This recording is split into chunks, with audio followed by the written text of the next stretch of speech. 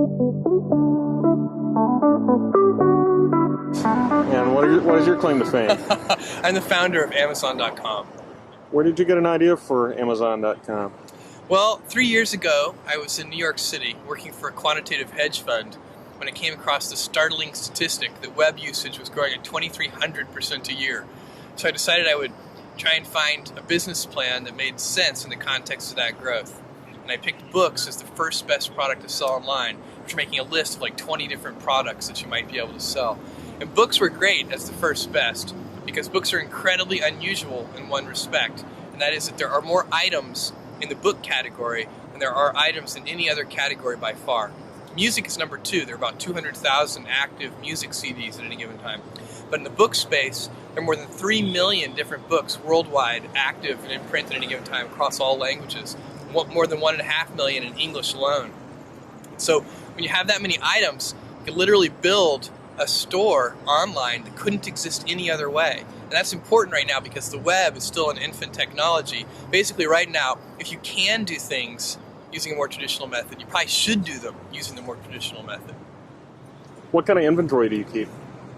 We inventory the best-selling books. At any given time, we're inventorying in our own warehouse only a couple of thousand titles. And then we do almost in-time inventory for another 400,000 titles or so. We get those from a network of we order electronically from a network of wholesalers and distributors. We order those today. They're on our loading dock the next morning. Then for another 1.1 million titles, we get those directly from 20,000 different publishers, and those can take a couple of weeks to get. And then there are 1 million out-of-print books in our catalog. We have a catalog of 2.5 million books altogether. Those 1 million out-of-print books, some of them we can get and some of them we can't, but we find them if we can, and then we ship them to our customers. We do kind of a search on those. What's almost-in-time inventory? Almost-in-time inventory is the phrase we use to describe a whole selection of books that we offer. It's basically the things that are, below the 2,000th best-selling book up to the 400,000th best-selling book. Those are titles that we can get from a network of more than a dozen different wholesalers. So if a customer orders a book from us today, we order that book from our wholesalers today, and that book shows up on our loading dock the next morning. And then we can ship it to the customer. They say one of the toughest things to do on the internet is to capture mind share. What was your secret? How did you do that? Yeah, even more generally, I agree with you that capturing mind share on the internet is extremely difficult. Even more generally, it's the late 20th century, not just the internet. Capturing attention. Attention is the scarce commodity of the late 20th century. And one of the ways that you can do that, and it's the way that we did it, was by doing something new and innovative for the first time that actually has real value for the customer. That's a hard thing to do, but if you do that, then newspapers will write about you, what you're doing. Customers will tell other customers, and you'll get a huge sort of word-of-mouth fan-out.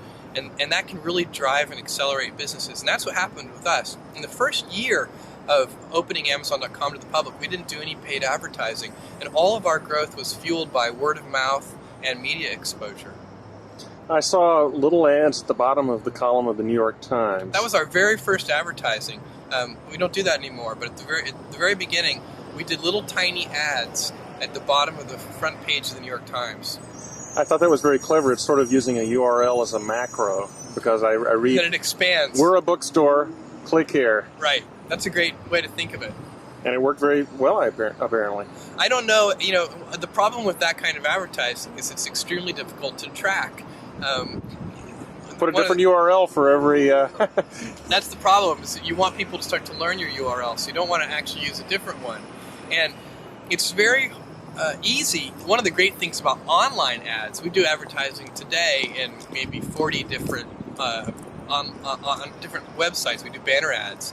And that advertising is very easy to track in terms of knowing how effective it is. So we know for each piece of creative in each venue, not only how many click-throughs we get, but how many sell-throughs we get, how many dollars of revenue it generates per ad dollar spent on that creative in that venue. And that is a sort of a marketer's nirvana in a certain sense. Well, it's an exciting place to be on the web right now. Oh, it absolutely is. I mean, it's just incredible.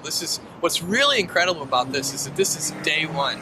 This is the very beginning. This is the Kitty Hawk stage of electronic commerce. We're moving forward in so many different areas, and lots of different companies are as well. And the late 20th century is just a great time to be alive. You know, we're going to find out that, I think a millennia from now, people are going to look back and say, wow, the late 20th century was really a great time to be alive on this planet.